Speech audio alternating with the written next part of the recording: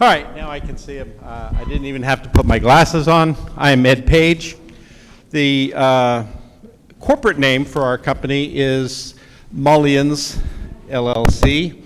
We manufacture windows and doors. We have a DBA of two-fold doors, and we also, the two-fold doors manufactures a product called Open Up Windows.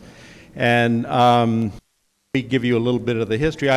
I'm an engineer by education. I've been in construction since 1967, before most of you were born.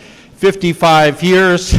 My father ran a building materials company with partners, and he also ran a company that sold and installed garage doors, storm doors, and screens to building contractors, small building contractors, tract builders in the day in the 60s, where people would just clear cut land and put up 100 houses and keep going, and they wanted that service. So we did it. He lost his installer the summer between my junior and senior year in high school and said, "Ed, you're a smart kid." Tossed me the keys, said, "Figure out how to drive this stick shift pickup truck and learn how to put together and install garage doors." And I did for 3 months. So that was my introduction to garage doors. I went to engineering school and have been manufacturing, selling, and designing window and door systems all over the world. So mullions, by the way, a mullion, if you don't know, is a architectural term, and it has two ways of looking at it. It's what joins two windows together, and that's one perspective of looking at it. And if it's a large opening, it divides a large opening into smaller window groupings. So mullions has actually got a tagline that says, "It's a matter of perspective." The mullion either divides or it joins. If you're looking at it from the window, it joins. If you're looking at it from the perspective of the opening, it divides. So everything is a matter of perspective, and if you don't have the context and the perspective right, then you don't really know what the other person is talking about. You don't know what's really going on. So down to the conversation, you know a little bit about me. I'm a small operator. I'm going to talk about some of the topics that were discussed yesterday from people that ran companies that had apparently, I think it was 3 billion employees and did gazillion dollars worth of business. And we are very small operators. I've always been a small operator. I've never had more than 80 people work for me. I'm looking at construction from a guerrilla perspective, not from somebody handing me millions of dollars and saying, go out and conquer this thing. Discover a need in the market and then try to figure out some unique way of exploiting it, and then go around with not enough money to do what you're doing, but doing it anyway because you believe that there was a market need for it. So digital innovation, I actually won a science fair in the 60s, earlier in the 60s in my construction introduction for building a computer back when people didn't have computers. I learned computers in the 60s in college when there were no such things as handheld computers. I went to North Carolina State in Raleigh, North Carolina, and there was a research triangle which is formed between North Carolina State, the University of North Carolina at Chapel Hill, and Duke, where they had a massive computer system, a mainframe, IBM 370, and of course we had to do it with punch cards. There were no keyed terminals. Graduate students in computer sciences walked around with these giant card boxes stacked, and the trick was you could get one to trip and watch all the cards, because these cards had to be in the exact order of the lines that it represented. So if for some reason he were to spill the box, he'd have to go through and make sure he got all of them back in order, or else his whole life was destroyed and he'd never get his doctorate. So you'd have to go at 2 o'clock in the morning to be able to get enough computer time that you could get output without having to wait 4 hours to get your little program to run. So I've been through the gamut of what technology has been. I was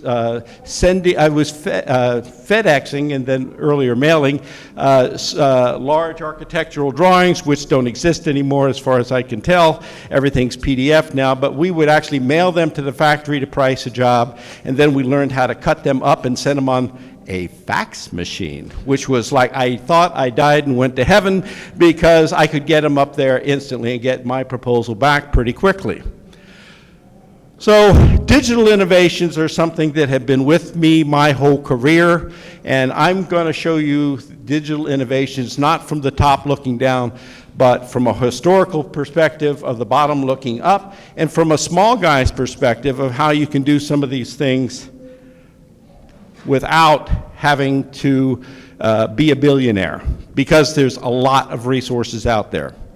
The foundation for any company in construction, and I do agree with Gloria's comments about, I'm sorry, it wasn't Gloria, it was somebody else I talked to this morning about construction, and that remodelers, plumbers, electricians, material suppliers, we are all in the construction business. If you sell a material, we have to sell windows in a lot of cases on an installed basis. I'm a contractor. At one point when I opened an office in California, had a salesman out there, I had to fly out there over a weekend and learn how to get my California contractor's license, which I did. So we are contractors. I had to get a specialty C-17 license in California, which is a glazing you could not put in a piece of glass in California, probably still can't, without a C-17 license. So I got one. It was very simple. You show me an obstacle, and I'll figure out a way to get around that obstacle. So you have to start with the foundations, and the foundations is going to be how you organize information. The contractor is the middleman. He is the guy in between the client and the architect.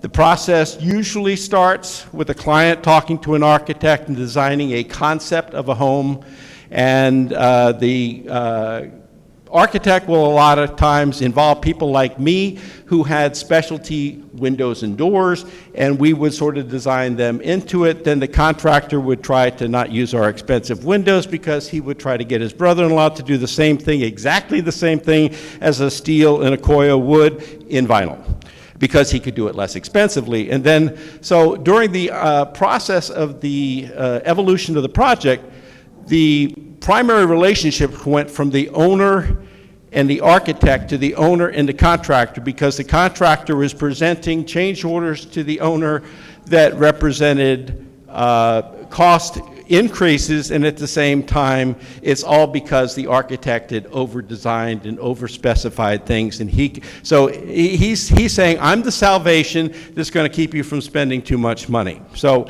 the middleman, the client looks to you, the architect looks to you, the subs, the workers, everyone looks to the contractor, and the contractor is the guy who actually gets things done. Of course, in the modern age of contracting, the general contractors, they have no employees. They don't do anything other than have a project manager who tries to beat up subcontractors and material men and try to make the client accept whatever it is that didn't quite work out, because they may or may not have been paying attention. But the contractor it's a different world now than it was. It used to be a small contractor would have 2 helpers and he'd build the house and he'd do his own, maybe not the framing, but he probably was on site and physically did it. Today it's an information business. It is an information business, because you have specialty people who can do these things better, faster, and cheaper, and you've got to coordinate them. The buck stops at the foot of the contractor. You better keep your facts straight, because there's a lot of information, and contracting is about controlling information. How do you run a construction business in the modern age? Used to be that you'd grab a 2x4 and a carpenter's pencil and you just start jotting things and writing notes down as to what you need to do. Digital data is the way of doing it now, because you've got to get that information not only in your head and remember it, but you've got to get it to other people who are actually going to execute it and do it. And you need to have a record of what has transpired, because there are always going to be conflicts between what everyone thinks was said, what was actually said, and what the other party thinks was said. Let's assume that you're not building to spec. Let's assume that you're building something that is custom, being built for a customer, and that's your business. That's your, whether you are a general contractor, specialty contractor, or anything else, you have to get the word out that you are somebody who is very good at doing what you do. There's marketing. There's the whole idea of CRM, which is customer relationships management. That's your database system of every interaction that you've ever had with a customer. Every email, every telephone call, every note that you've written down, tied to the project, tied to the client, tied to the projects that you did with the client a year ago. All of this information is extremely valuable and has to be organized. I've used 5 different CRM systems, and I don't particularly like any of them, but I keep using them. And I keep believing that the next one that I use will be the absolute nirvana, the perfect solution. It will have everything organized the way I want to have it organized. Doesn't exist. I actually built my own CRM system that had its own accounting system in it, and I ran an $8 million company on that system. It was torture. But it really had things organized in a way that no other product in its day would do it. But I gave it up because it took somebody to work with me who was a database expert to take my vision and try to, and it was a constant battle to make it work. Then it was a battle to get the accountants to actually understand how I was accounting for this data, because it wasn't in something that they were familiar with.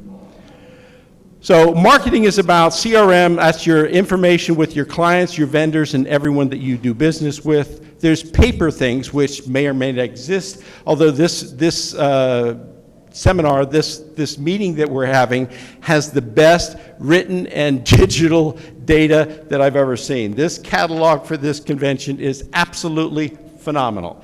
I use it, and I'm writing notes in it because, well, I'm moments away from being 72. I may be the oldest person here, and I'm actually in what I would consider an upstart business. So I'm just starting my 6th or 7th career, and I'm happy to be doing it, but I can't remember things. So I'm actually, now it has all these pictures and names and tied together, and as somebody does a presentation, I'm writing down the name of who did the presentation, because 5 minutes from now I won't remember them.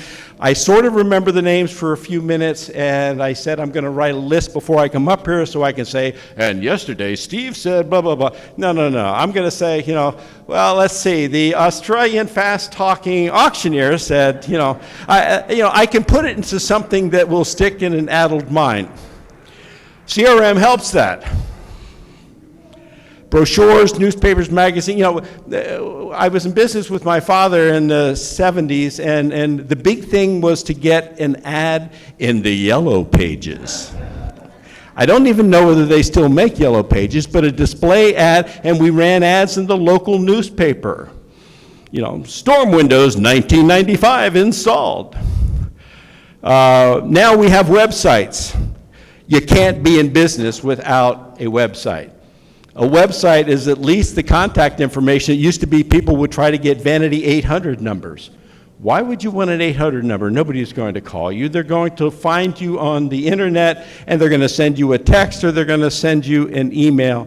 I get very few phone calls unless somebody is really in trouble on something, or I have gotten myself in trouble on something, then they call. We have websites, we have social media, we have Instagram, Facebook, LinkedIn. These are all platforms where we can show a history of what we have done. Pretty pictures, designs, information, brochures. It's organized, it's cataloged, it's searchable. Google can figure out where it is. Google can figure out whether you have something relevant to say about something that the marketplace wants to hear about. So they match things that are often searched for with people and pages and websites and pages on Instagram and anything else that have relevance, and they rate you relative to how, then they rate you as to how the website or the page that you have on that subject is perceived by customers. So there's a lot of ways that this information is how you get your name out there. Word of mouth is still terrific. I count on it, but I get attracted by people who never would have heard of me because I've never made a mainline product.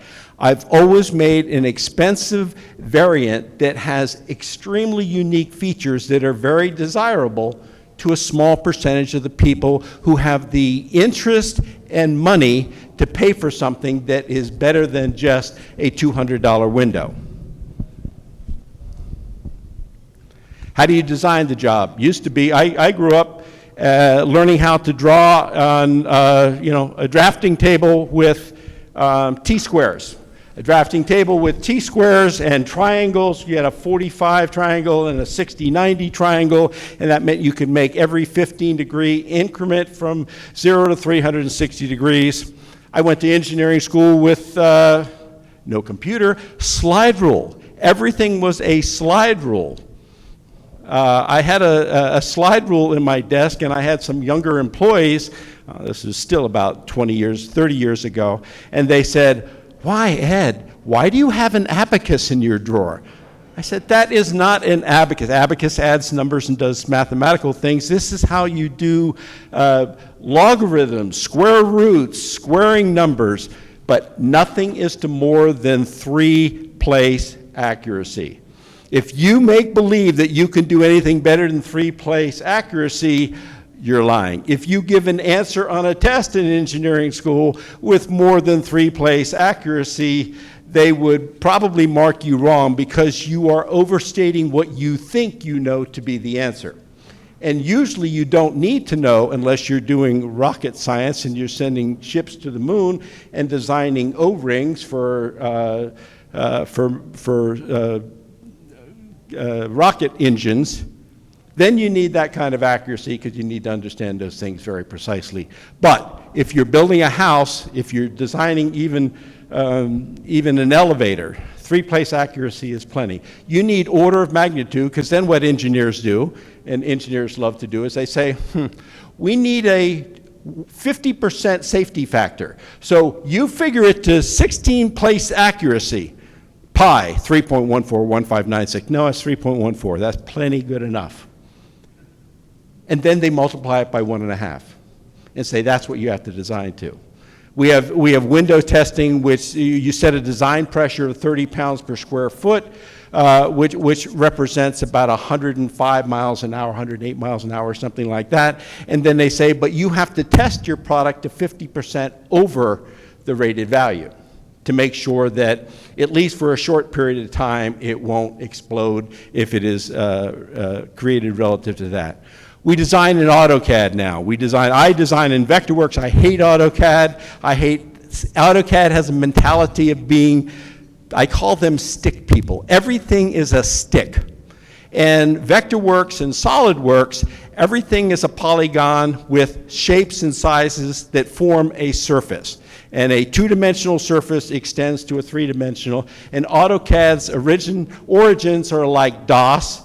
They are the primitive origins of all these things. They are the pioneers, but they are stick people. They still fundamentally have that product designed around sticks. SketchUp is something that non-technical people can use easily, not with all of the bells and whistles that Vectorworks and ArchiCAD and all the other great programs out there can do for building a house. Budgeting, okay? You have to break the job down.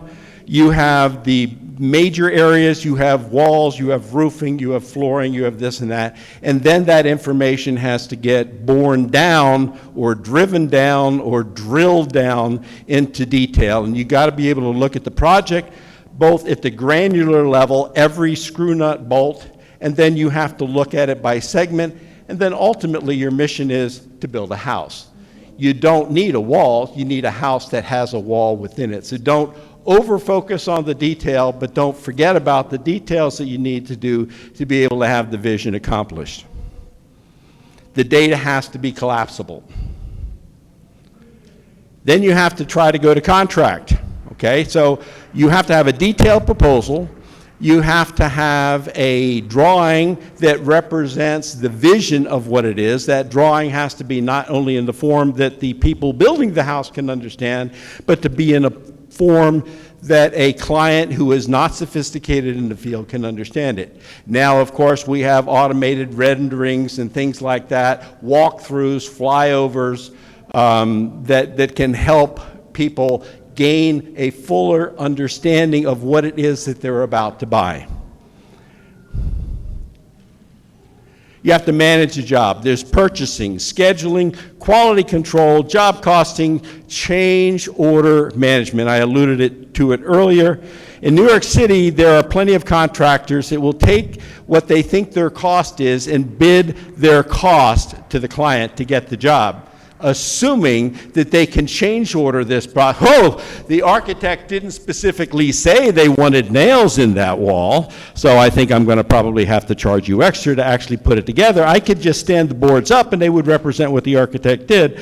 I'm exaggerating, but there is this mentality that I can justify because I hire people that are skilled in the lawyerly art of convincing you that black is actually red. And they do that. And they beat up subcontractors, and then they bid, they take the job based on this bid.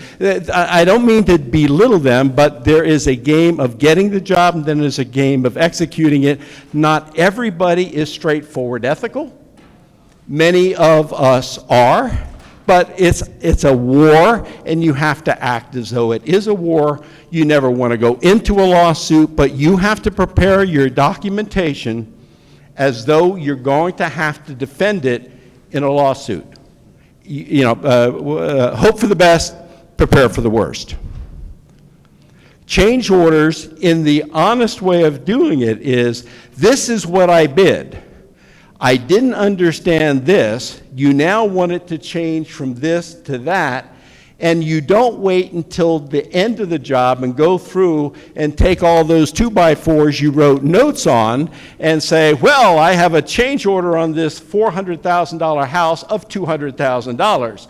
You have to do them with the immediacy of how they are done, how they are created, how they are requested, and then you have to get them written, documented, signed, and approved before you execute the change order.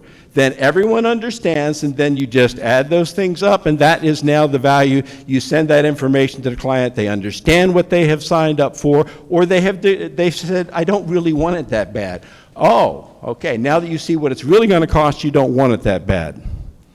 Option selections, do you want the green tile or the blue tile? And some of this stuff is now being handled by tile shops and carpet shops and plumbing suppliers, and then you've got to get their information. Their information has to coordinate to your information, then the right information has to go to the subs. This is an information management business. That's what construction is in today's day and age. Field reporting, what happens in the field, what you ran into in renovation especially. In New York City, all new construction just about, unless you're building skyscrapers, which is not my field, but I'm mostly high-end residences, and it's basically taking some property and changing it to some other property. Field reporting and getting that data back is very important. Getting paid.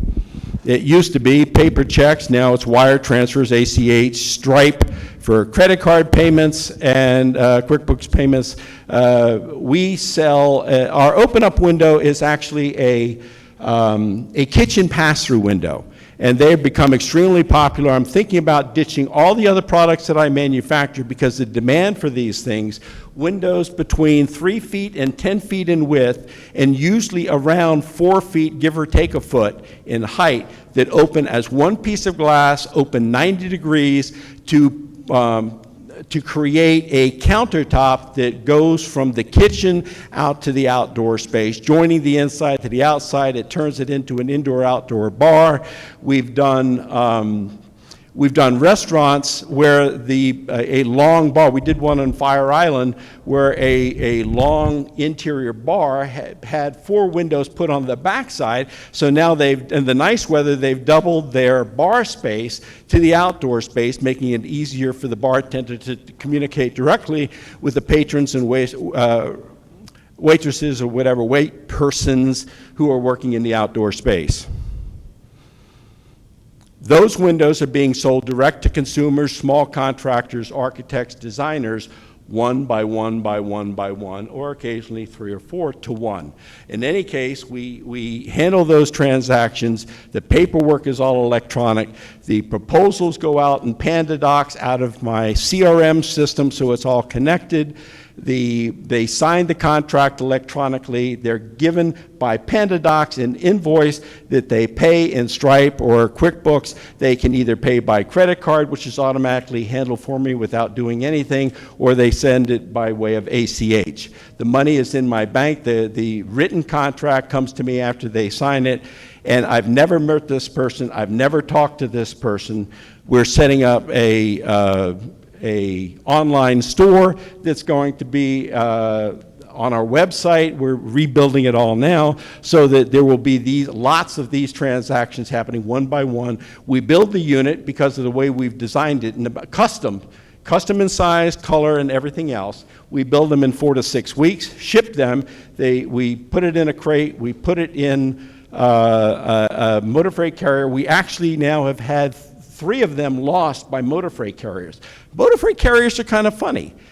I'm selling a $3,000 or $4,000 window in a crate, and they pay me $2 a pound for anything that they lose or break. That's the maximum they will pay, is $2 a pound. So I have a 200-pound window, $4,000 window. They'll give me $400 if they decide that they didn't care enough to keep track of it. So we now pay $50 a unit to have electronic trackers that use special chips inside of them that are read by Wi-Fi and GPS, and we know exactly where every unit is, how many times it bounced on the road. We get alerts if it hit a bouncy road. Any of those things, I know exactly where it is. It gets reported to me every couple of hours because I want to know. Sometimes we had one that we rebuilt. A month later, the motor freight carrier said, I'm not going to give you your $400 because we found it. I said, why do I need it? I already had to rebuild. What am I going to do, have the customer out there angry? No, I immediately rebuilt it. You said you lost it. Fortunately, it's a size that I'll be able to resell. They sent it back to me and wanted to charge me to ship it back to me. Client communications, snail mail, personal meetings, phone, email, SMS, text messages. And I'm going to try to explain some of these terms because as much as people, real estate people, every industry has their terms. There's an SRK that is, you don't have to worry about, and then there's the BSG 56 law that many of us, if we're not specifically in that end of the transactions, have no idea what you're talking about. And when it comes to social media, if you're old like me and have learned it as you go, you're okay. But if you're just getting into this, imagine you're starting a contracting firm now and you hadn't been involved in any of this since you used to do it back in the Arc Ages when stone men were building things, cavemen, not stone men. Client portals, I will touch on that because I want to get back to that in a moment. Client portals, a lot of this software, ERP software, enterprise resource planning software, which is an integration of accounting, inventory, and all these other things, is kind of like accounting on steroids.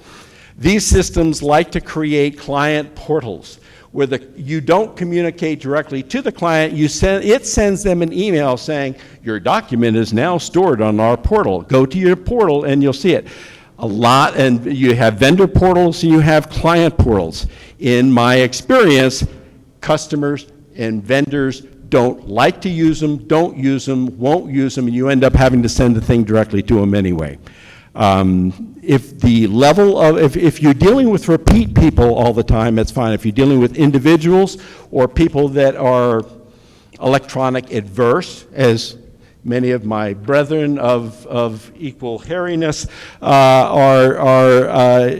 approach the universe, you're kind of uncomfortable What is Instagram?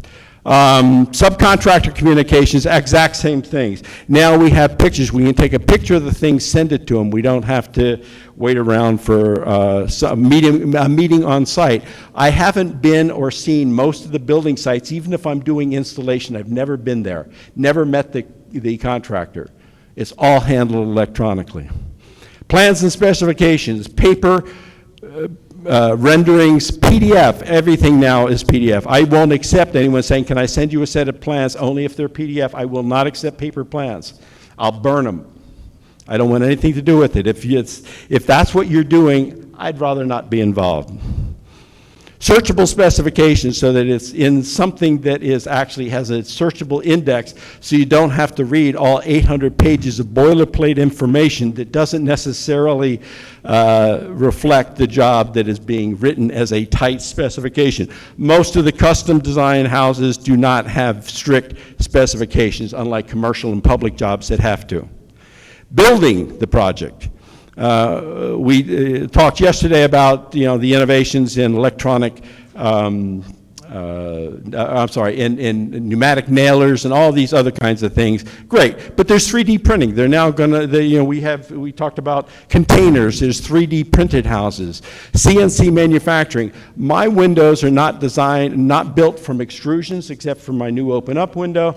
They're built from sheet goods that I laser cut, that has all of the holes for every piece of hardware built into the program that we spent a few $100,000 developing, and every window product that we manufacture is built in a 3D model complete with glass and working hardware. I see that window and I operate that window before that window is actually manufactured.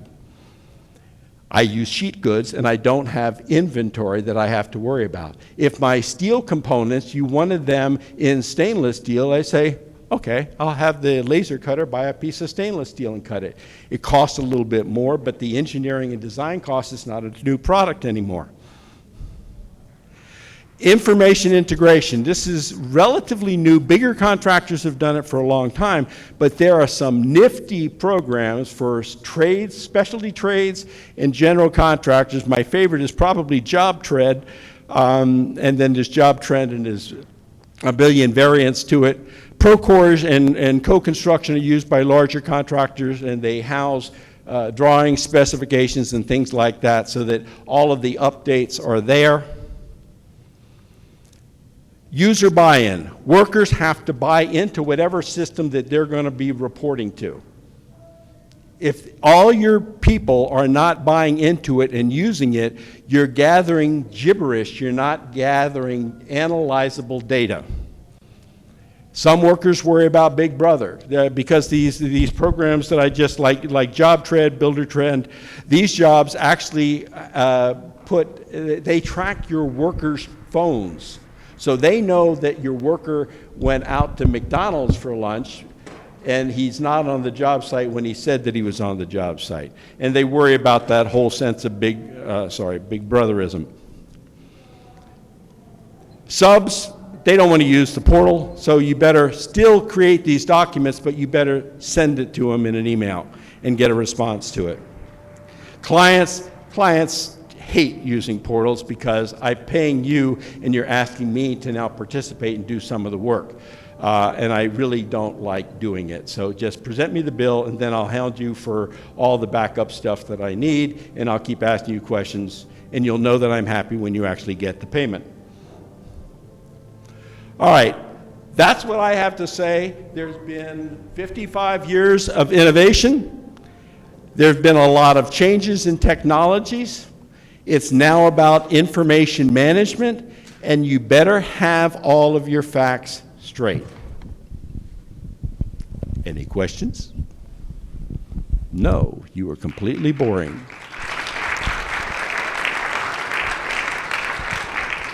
Yes, there are. A microphone to this side of the room, Yes, please. sorry. Oh, I always wanted to do those boxing things. Are you ready to rumble? My voice scares small children, by the way. Number 7? Number 7. Over at table 3, table number 7.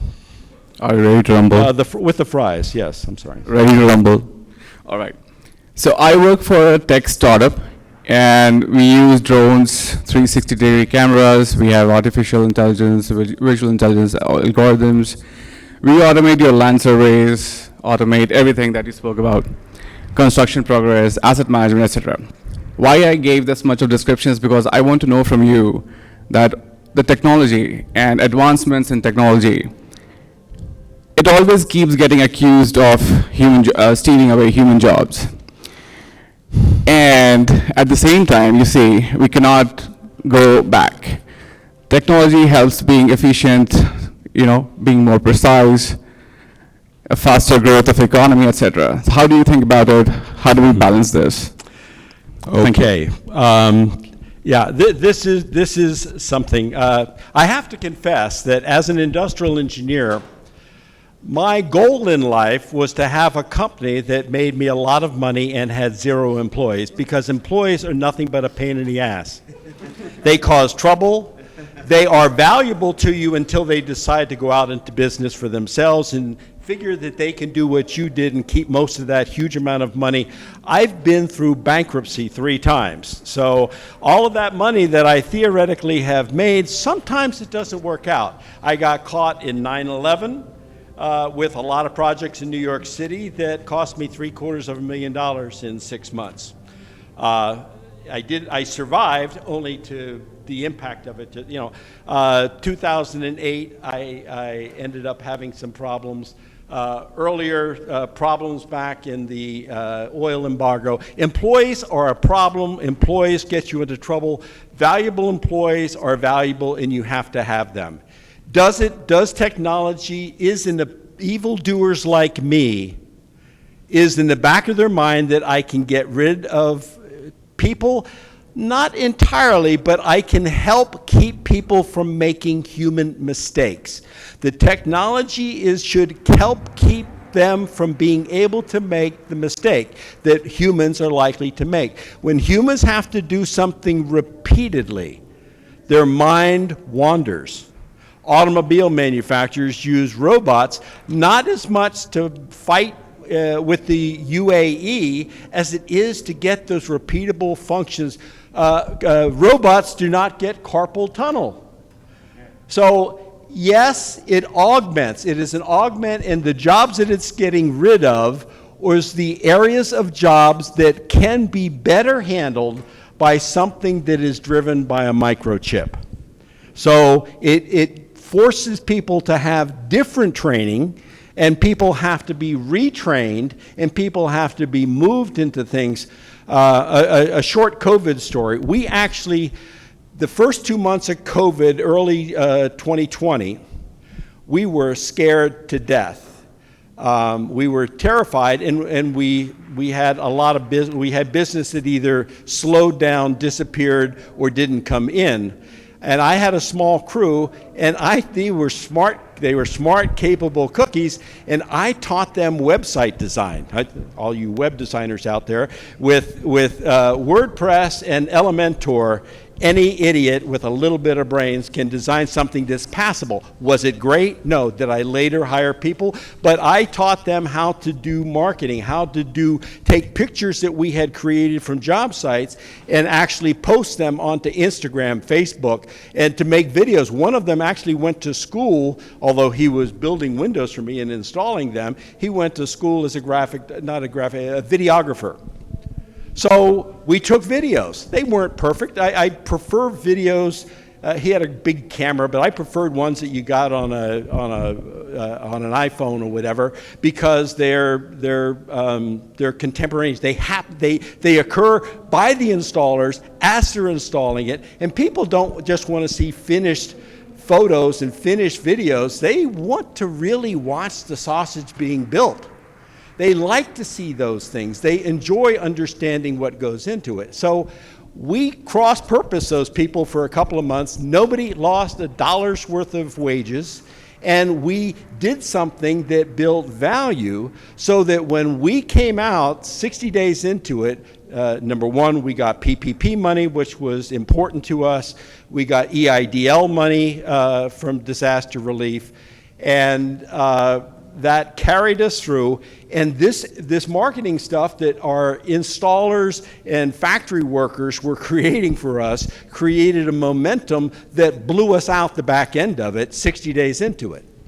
And we're still living off of what they generated during that time, because they were cross-purposed, they were retrained, and they were made useful when their original job had elapsed. So if you're smart and you care about the people, sorry, I'm digressing once again. I'm running like 60 minutes over. Am I getting the hook yet? Yeah, unfortunately, we are out of time. Okay. Yeah. But I want to thank you for your presentation. Corner me sometime. I'll tell you lots of stories. Yeah, but I'm with you too. When I got a fax machine in my apartment in New York City, I thought we had hit the pinnacle of technology. We're never going any further than this, and here we are today. But thank you for that trip down memory lane.